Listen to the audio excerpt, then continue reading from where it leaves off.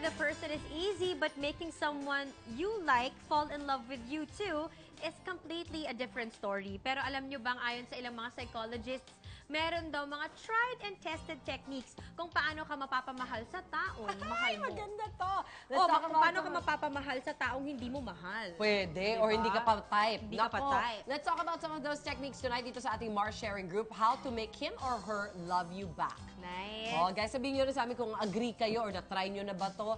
Technique number 1, meeting his or her criteria. Isa sa mga pinaka-common ways of making someone fall in love with you is meeting that person's criteria. Kaya makakatulong daw if you do your research muna before making someone fall in love with you kapag na-meet mo ang mga requirements niya. Sa isang karelasyon, mataas daw ang chance na ma-in-love na sa'yo yun.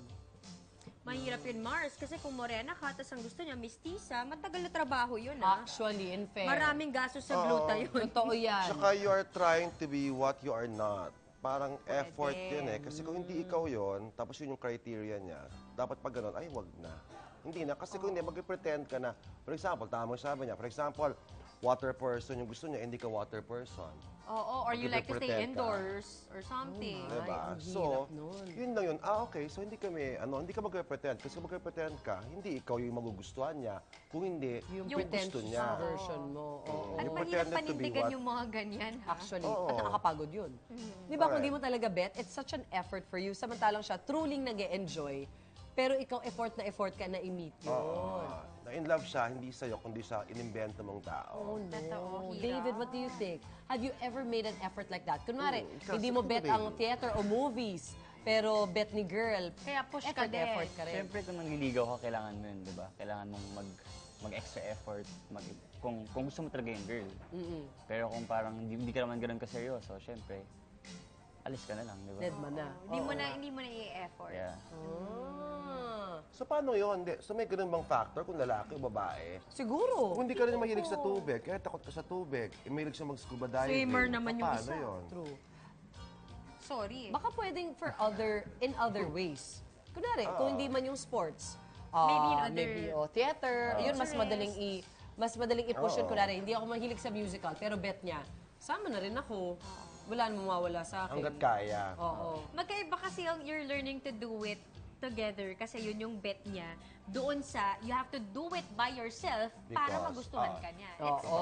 Magkaiba yun eh. Tama ka diba? din. Like, syempre, when you're in a relationship, you tend to adjust kung ano yung gusto niya. Yes. Tapos siya din naman sa'yo. Pero kung gano'n na para lang mai-achieve mo yung goal na yun, parang ang hirap. Gabing, you must really like the girl or the guy. Correct. Alright. Ito naman daw, technique number 2, be the person he or she needs. As the saying goes, opposites attract. Ang taong mahiyain daw, naturally na-attract sa isang taong sobrang or mas confident. Kaya one good way of making someone fall for you is being the person who can bring balance to his or her life. Oh, okay. Kaya ba, have you ever found yourself naturally drawn to a person na medyo nagko-complement sa personality ninyo?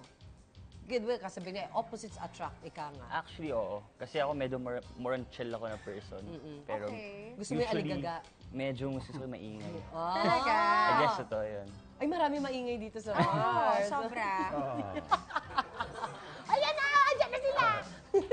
Ikaw, direct. So, it's either opposites attract or you attract what you are. Right. Magkaiba yan. Pwede diba? rin. Kasi same interests nga, di ba? Correct. Siguro, sa ibang factors, pwede. Pwede yung, yung kuminsan, after, at the end of the day, iba yung pinag-uusapan niya. Tapos, ikaw yung payapa, siya yung aligaga. Okay naman yung pinapanood mo lang siya. Yung ganon. Pero may, ano rin eh, kung iba naman, hindi kayo pareho, nasa tao talaga yan eh. Depende talaga kung Depende. mag-jive. Kasi kung minsan nasa mood mo yan eh, di ba? Oo din. Nasa mood mo kaya gusto, ikaw yung tahimik, tapos siya maingay. Yung moment na yun, Oo Ayaw nga. mo ng ingay. Rinding-rindi pwede ka pang na. yung ganon. Pero marami akong kilala na ganung couple. Sobrang tahimik ng asawa nila. Tapos yung babae... Kami ba yan, Mars? Well, one of them. Diba, no? Diba? Talaga! Hindi si Ate Su, alam tsaka na si ni Kuya Pao. Camille. Si Ate yung best. Si Kuya Pao, parang... Ang nakakatawa kasi doon, si Kuya Pao looks like naa-amaze lang siya kay ate. Tapos pinapanood lang din na chumika yung asawa niya.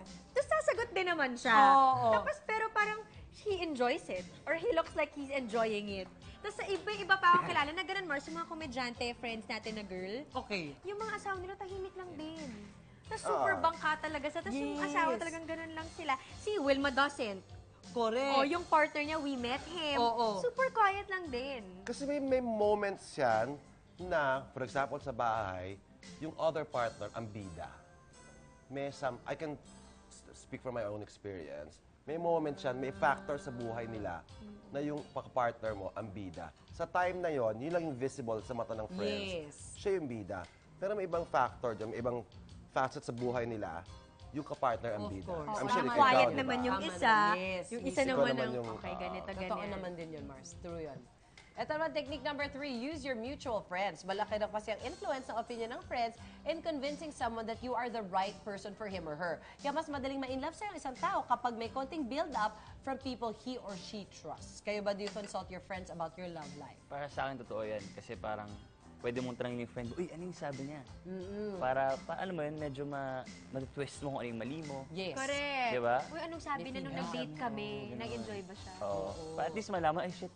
Masyado ka sorry. daw chill, David. Sabi Ayun na nga, masyadong chill. Parang dapat, sa next time, daldalin ko na. Yan! Swabe lang dapat. Ganda yun eh, kasi yung friend mo na yun can build you up at the same time give you tips. Yeah, Correct. true. Kasi mas kilala rin niya yung girl. Oo. Diba?